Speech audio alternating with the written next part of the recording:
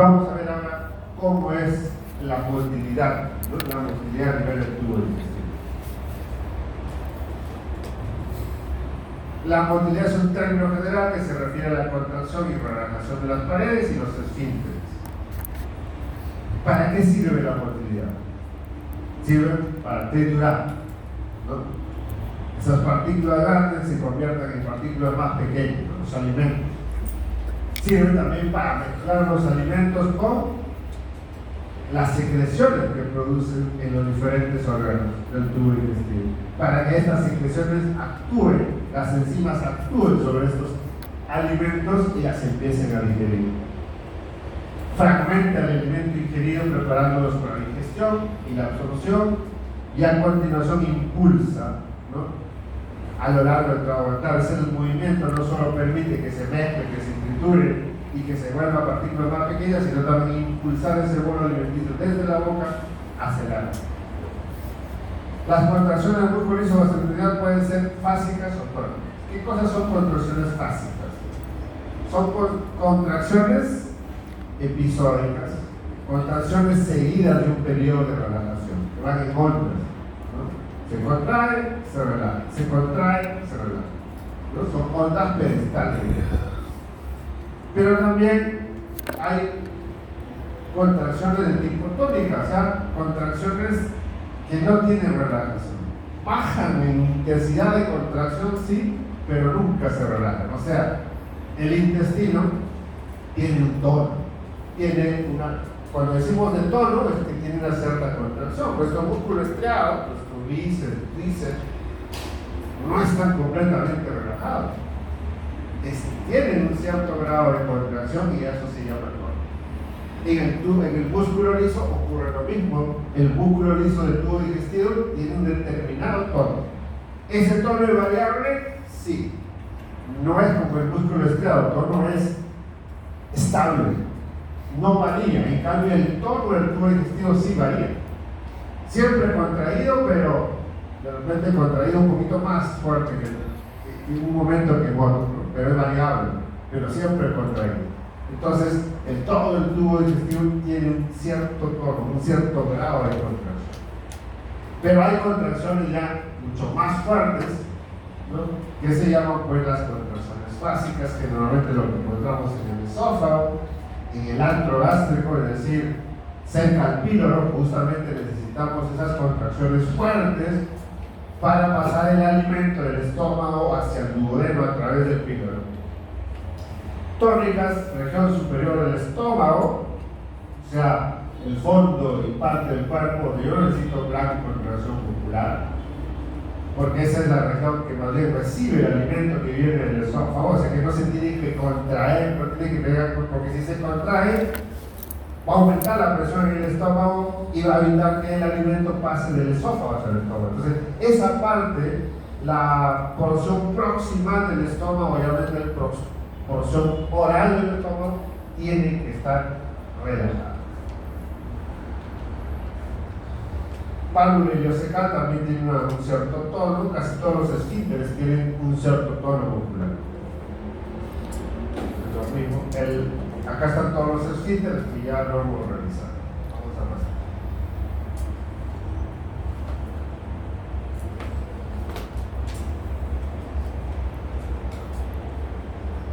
Esta es la representación eléctrica de las ondas que normalmente existen en el tubo digestivo. Hay unas ondas que se llaman las ondas lentas. Estas ondas en realidad no son potenciales de acción, son sí despolarizaciones, repolarizaciones, que este es lo que denominamos el tono del tubo digestivo, ¿no? El tono, ¿sí? Existe una despolarización y siempre después de la actividad eléctrica viene la actividad mecánica, que es la contracción. Acá está esto. Esta línea azul es el efecto eléctrico y esta línea punteada es el efecto mecánico. La contracción viene después del efecto eléctrico, así igual que el miocardio, ¿no? Primero es el componente eléctrico, después el mecánico. Entonces, estas ondas ¿Produce contracciones? Sí. ¿Produce contracciones leves? ¿No? Variables, sí. Pero esto constituiría el tono del tubo digestivo. Miren, en el eje vertical están los voltajes. Entonces, esto es lo que se denominaría potencial de reposo, potencial de membrana de reposo. Así como el miocardio tiene un potencial de membrana de reposo. ¿Cuánto es el potencial de reposo? ¿Cuánto? Menos. Ya ves, mira, ya más o menos cuánto. Menos 90 milivoltios, ¿no? O sea, esto, y eso era estable en el miocardio, menos 90, ese es su potencial de reposo. Venía un estímulo eléctrico, entonces el potencial de menos 90 pasaba a menos 60, menos 70, podía pasar incluso a ser positivo. Pero el potencial de reposo, tanto en el músculo estriado como en el músculo miocárdico, que es liso, es estable, uniforme. En cambio, el potencial de reposo de membrana del tubo digestivo es variable. Varía entre menos 60 a menos 50. O sea, en la parte más inferior será menos 50 y puede elevarse menos 60, perdón, hasta menos 50. Creo que la otra vez está. Acá está. Ahí está. De menos 60 hasta menos 50. Ese es el problema, ese va variando, ¿no? Dependiendo, se contrae un poco más, un poco menos, pero no genera potencial. Estoy hablando del potencial de membrana, hasta ahí no he hablado del potencial de acción. Pero hay algunas de estas contracciones o estas despolarizaciones que pueden llegar a sobrepasar los 40. O sea, tengo un margen desde menos 60 hasta menos 40 que puede oscilar estas contracciones, digamos, basales de reposo. Pero cuando sobrepasa los menos 40 milivoltios, va a aparecer recién los potenciales de acción. Este es el umbral, menos 40. Pasa los menos 40 y, por ejemplo, acá ha pasado casi a menos 35 o menos 30, pasó y desencadenó potencial de acción. Y estos potenciales de acción son como espigas. Estas sí producen contracciones muy fuertes. Ya no es ese tono de Eyre que tiene el tubo digestivo, sino que esto va a generar contracciones muy fuertes. Esto es lo que genera las ondas peristálticas que facilitan el movimiento del bolo alimenticio, ¿no? Ahora, este potencial de reposo de membrana, ¿no?, usualmente no es modificado por las sustancias hormonales o el sistema nervioso, se mantiene casi estable. Pero estos potenciales de acción que aparecen sí van a cambiar, ¿no? De acuerdo. ¿Qué cosa estimula estos potenciales? La distensión del órgano, hablemos del estómago, esófago, intestino delgado, la acetilcolina, o sea, la inervación parasimpática va a estimular la presencia de más espigas. Cuanto más espigas, mayor contracción del músculo. ¿Qué más? Y todo el parasimpático estimula. ¿Qué inhibe esto? Lo contrario, la noradrenalina hará que haga menos espigas y generar el simpático. Entonces, cuando la fibra está despolarizada, está encima de menos 40, ¿no?, es una fibra excitada, y cuando está lo más bajo, menos de 60, se dice que es una fibra hiperpolarizada. Por lo tanto, menos sensible, menos excitable. Acá yo necesito un fuerte estímulo para lograr este potencial. En cambio, una fibra que está por encima de acá es más excitable.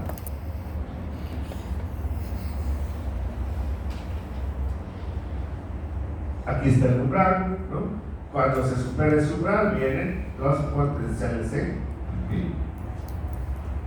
en el corazón. ¿Qué electrolito participaba en la despolarización? Sodio. Aquí no. Participa el sodio también, pero en mínimo. Su intervención es mínima. ¿Quién interviene? Calcio. Entonces, esta es la etapa de despolarización, repolarización. Despolarización, repolarización. Entonces, en esta primera fase de despolarización interviene el calcio. Y si el estímulo hace que pase el umbral de menos 40, acá en esta etapa de meseta ¿no? Donde aparecen estas contracciones en espiga, acá el flujo de calcio hacia el intracelular es mayor, ¿no? Si acá es una cruz, acá será como 3, que genera una fuerza de contracción. Entonces el calcio, ¿no?, interviene en la contracción muscular. En la despolarización, ¿no?, en la fibra miocárdica, ¿quién participaba? En la repolarización. Potasio, ¿no? En este caso, sale potasio. También la repolarización interviene el potasio. Estas ondas lentas es muy variable, varían entre 3 ondas por segundo, por ejemplo en el estómago, en la más lenta del estómago, y justamente porque esas ondas son lentas, generan contracción casi mínima, justamente para evitar, ¿no?, o para facilitar que en el estómago se digiera. En cambio en el duodeno, aquí, ¿no?, las ondas lentas pueden llegar hasta 12 por segundo. Estas ondas lentas, ¿no?, como que aparecen así, igual que el corazón tiene su marcapaso y es el nodo sinusal, acá en el marcapaso del tubo digestivo serían estas células intersticiales de Cajal, que también se encuentran en la pared del tubo digestivo, y estos serían los que van a marcar el paso a 3 ondas por segundo o a 12 ondas por segundo. Y acá solamente para representar que después del efecto eléctrico viene el efecto magnético de contracción y relajación.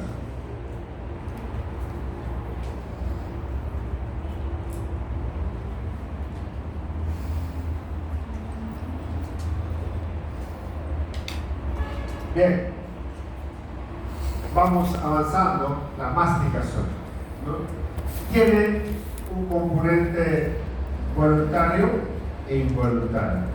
Si es involuntario, no llega al sistema nervioso central, por lo tanto, todo reflejo, cuando hablamos de reflejo, ¿no?, la regulación hacia el nivel de médula, ¿no?, recoge la fibra aferente del estímulo, lo lleva a médula y de médula regresa hacia el efecto. No llega al sistema nervioso, por eso no se hace evidente, no es voluntario, a eso se llama reflejo. Entonces la parte involuntaria es el reflejo de la masticación. Yo decido cuándo mastico o no. Si quiero mastico, puedo tener el bolo ahorita a comer y me quedo ahí, no lo mastico, es voluntario. O sea, la fase voluntaria, la parte voluntaria supera, controla la parte involuntaria, el involuntario no. ¿Cuáles son las funciones de la masticación? Mezcla alimentos con la saliva, reduce el tamaño de las partículas porque las voy a triturar con los dientes, mezcla los hidratos con carbono, la amilasa celular. Entonces acá miren, ya existe la primera digestión de los hidratos de carbono y empieza en la boca a través de la amilasa salival que va a actuar sobre los carbohidratos. Ya las va a degradar. Claro, yo podría no tener amilasa salival, tengo algún problema de la glándula, no me va a afectar en gran medida la digestión de este carbohidrato, ya porque más abajo en el intestino va a sufrir la acción de otras enzimas. Miren aquí el gráfico, acá tenemos la faringe, este es el esfínter esofágico inferior y el esófago. El tercio superior del esófago es músculo estriado y los 2 tercios inferiores es músculo liso. Entonces, faringe y tercio superior del esófago es músculo estriado y el resto ya es músculo liso. La primera fase voluntaria de la deglución que dirige el bolo hacia la faringe. Y una vez esté en la faringe, viene el reflejo de deglución. Eso es involuntario. Una vez que llega a la faringe, la deglución es involuntaria. O sea, tiene una fase voluntaria cuando yo decido deglutir, pero una vez que ya pasó la faringe, ya no puedo evitar. Eso ya es involuntario. Entonces, ¿qué va a pasar? Este reflejo de deglución con su órgano regulador en la médula. El paladar blando se va hacia arriba para permitir el ingreso del alimento. La epiglotis, ¿no?, obtura la laringe, si no el alimento se iría a la vía respiratoria, entonces tapa la laringe. El esfínter esofágico superior, ¿no? El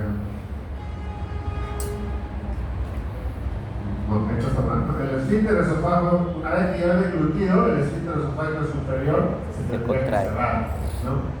Y el que se va a relajar es el esfínter esofágico inferior, ¿okay? Este se relaja, ¿no? Inicia así la onda peristática y la faringe. Y acá viene la fase esofágica controlada por el reflejo de eglución y el sistema nervioso entérico. Entonces el bolo alimenticio pasa a la faringe del esófago, de acá empieza ya una migración. Lógicamente, cuando en la faringe los mecanorreceptores sientan distensión, eso va a enviar la información al bulbo, ¿no?, o médula, y de ahí viene la información y dice, tienes que contraerte el esófago para impulsar ese bolo alimenticio.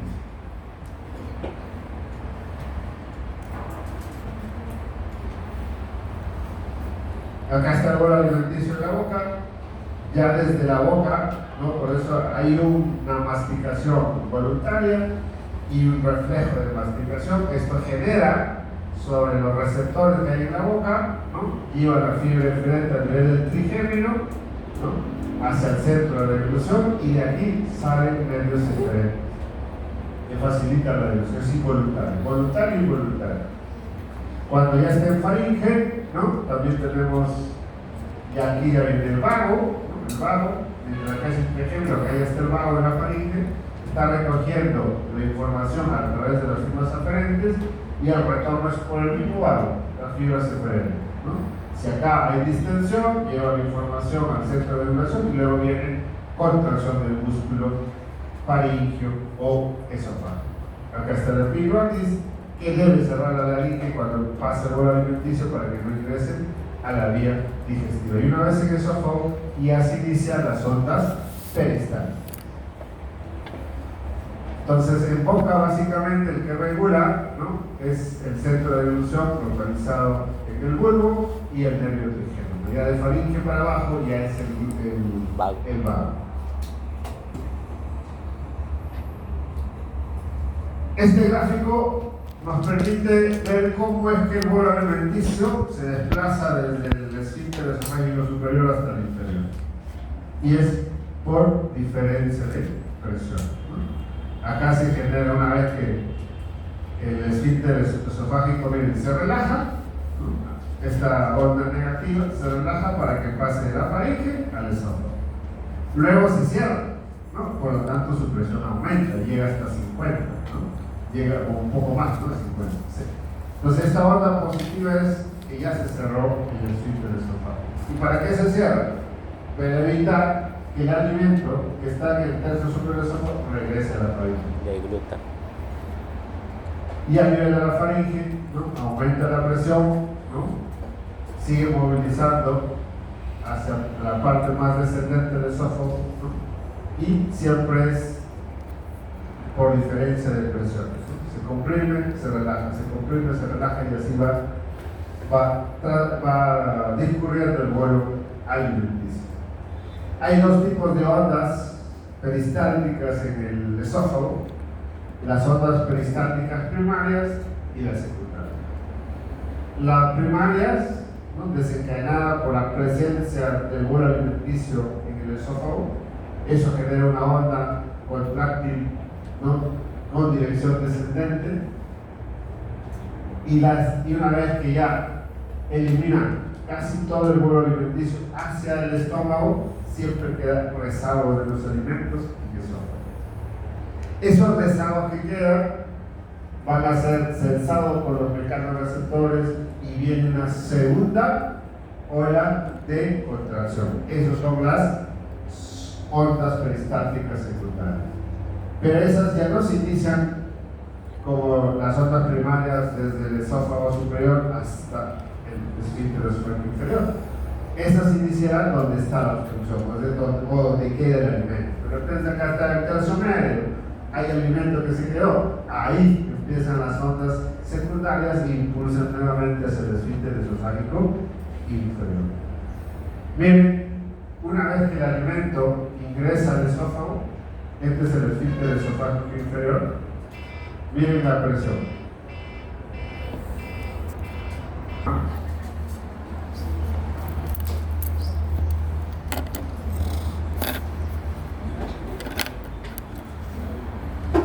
Bien, entonces decimos que las ondas peristáticas secundarias se inician desde el nivel donde hay obstrucción, donde hay alimento, nuevamente para sobrepasar el esfínter esofágico inferior. Y decimos que, miren, a nivel del esfínter esofágico, una vez que el alimento llega al esófago, tercio superior, el esfínter casi permanece relajado. Durante todo el peristaltismo, o desde que el alimento transcurre del esófago superior al esófago inferior, en todo ese momento el esfínter esofágico inferior permanece abierto o relajado. Por eso la orden aquí es negativa, para permitir el paso del bolo alimenticio del esófago hacia el estómago a través de este esfínter esofágico inferior. ¿Cómo es la presión a nivel esofágica? Negativa. Es negativa, porque esta es la presión torácica y el tórax es presión negativa. Digo presión negativa porque la presión sería inferior a la presión ambiente, a la presión atmosférica. Es decir, si no habría este esfínter esofágico superior, nos estaríamos llenando de aire, ¿no? Estaríamos balonados. Entonces el aire ingresaría por diferencia de presiones. La presión en el esófago es menor, pues el aire ingresa. Justamente una vez que pasa el bolo alimenticio, se cierra, y ese cierre del esfínter esofágico superior no solamente evita que el alimento regrese a la faringe, sino que el aire no ingrese de la faringe al esófago, si no nos llenaríamos de aire.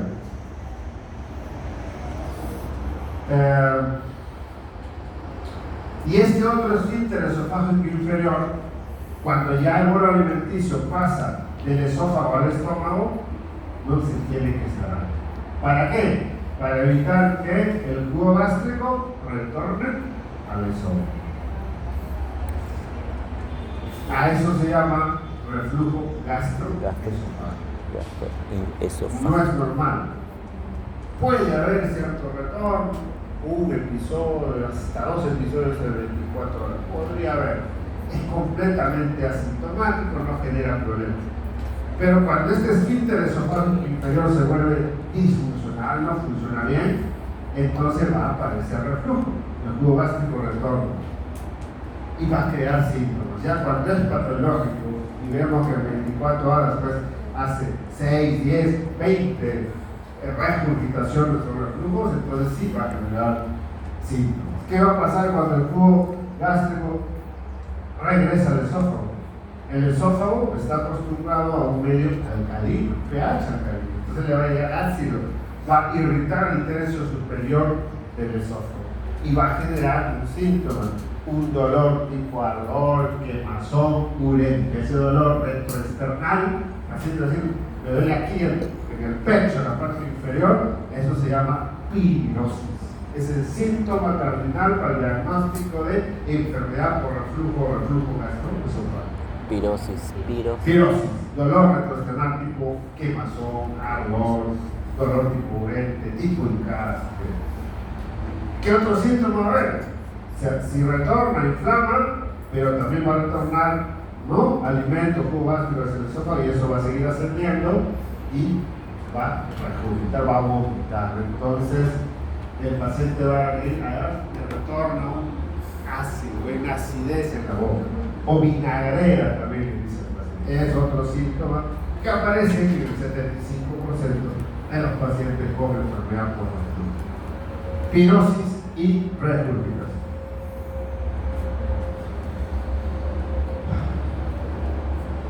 Entonces, apertura del esfínter esofágico inferior, el alimento pasa, contracción peristáltica primaria, ayudado por la gravedad, ¿no? Esas ondas peristálticas primarias esofágicas parecen más la gravedad, hacen que descienda el alimento. Apertura del esfínter esofágico inferior, que es estimulado por el péptido inhibidor vasoactivo y el óxido nítrico. Luego se produce el cierre del esfínter esofágico inferior, más relajación de la región superior del estómago. Cuando el bolo alimenticio pasa del tercio superior del esófago al estómago, no solo se tiene que relajar el esfínter esofágico, sino también esta porción oral o proximal del estómago, formado por el fondo y parte del cuerpo. Se tiene que relajar. ¿Para qué? Para facilitar el paso del alimento. A eso se llama relajación receptiva del estómago. Por eso el estómago en esta parte superior, la capa muscular es delgada. En cambio, la capa muscular del estómago en la parte inferior y el antro es muy gruesa para que se contraiga, mezcle el alimento y facilite el paso hacia el filo. En cambio, acá no necesitamos contracción, necesitamos unir relajación. Pero es un músculo muy delgado. Contracción peristática secundaria.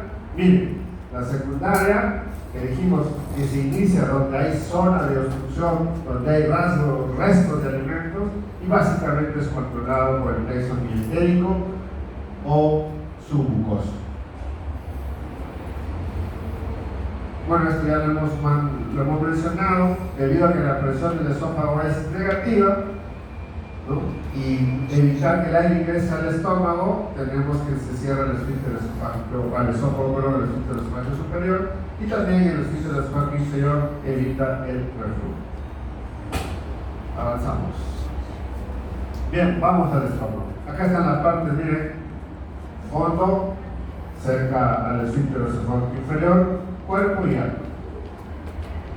El fondo y parte de la mitad del cuerpo forma la región oral del estómago. El cuerpo, la mitad inferior y el antro forman la región caudal.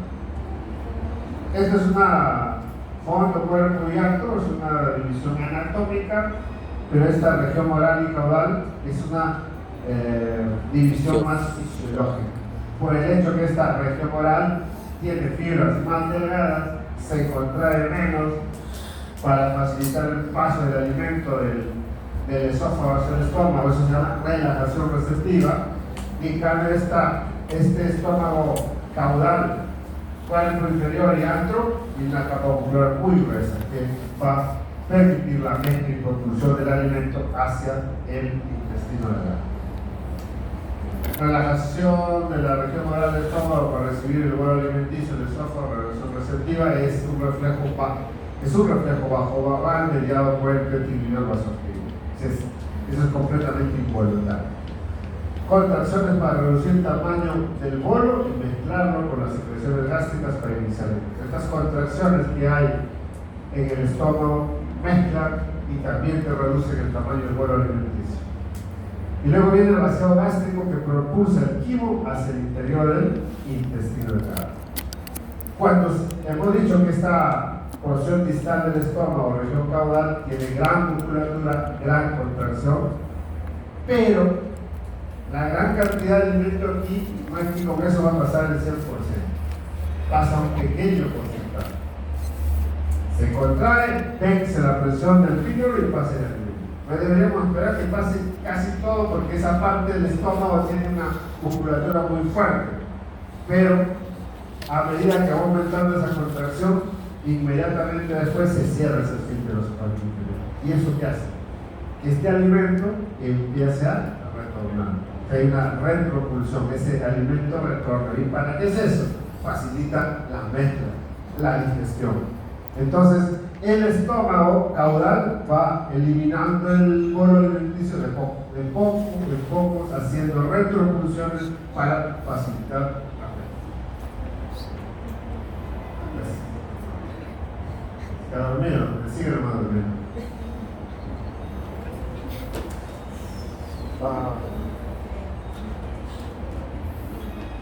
Miren, habíamos dicho que hay dos capas del músculo, ¿no? El tubo digestivo de colorante. Hay una particularidad, que el estómago tiene tres capas.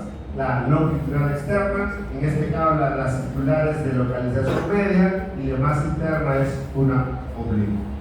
El estómago, como todo el tubo digestivo, tiene una elevación extrínseca y intrínseca.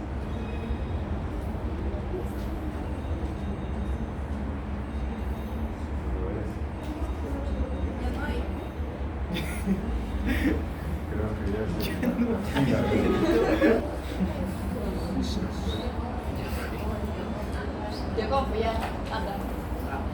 Vaciado.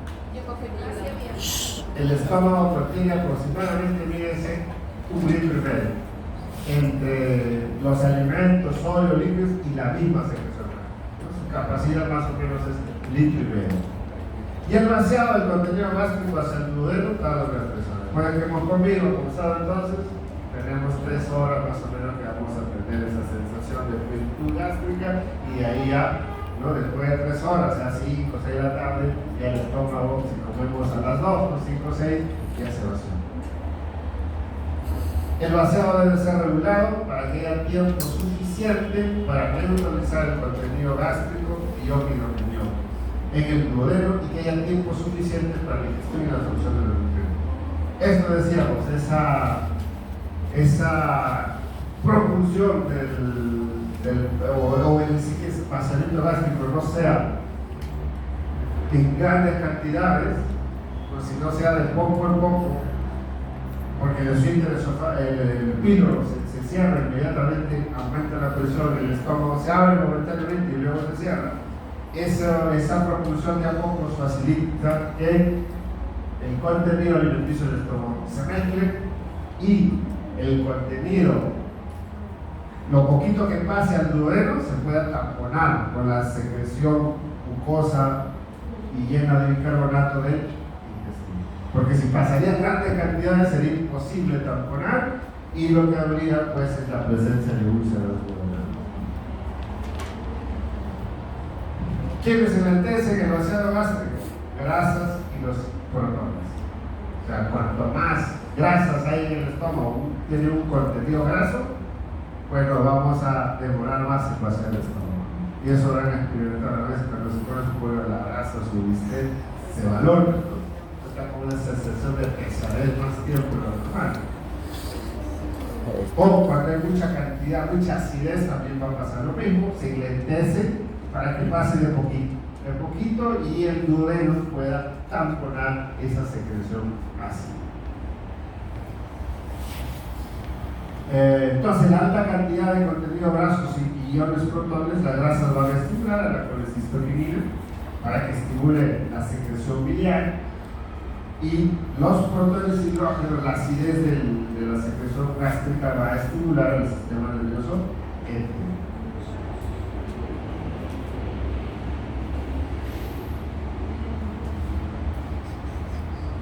Las zonas de contracción comienzan en la zona intermedia del cuerpo del estómago, ¿no?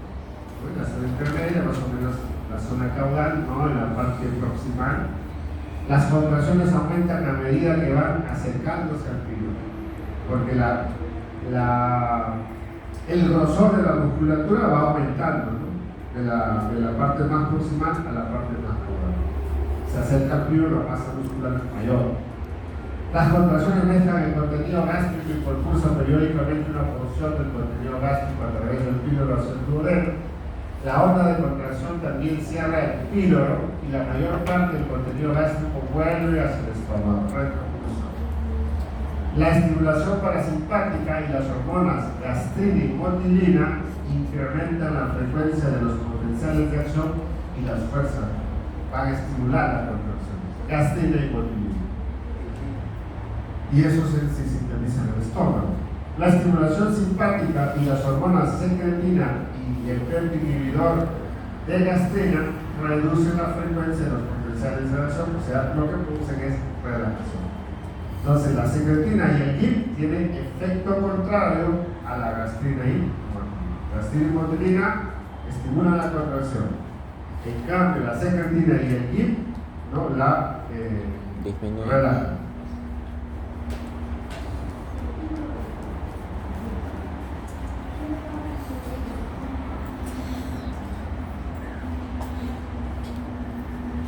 Veamos ahora la motilidad en el intestino delgado.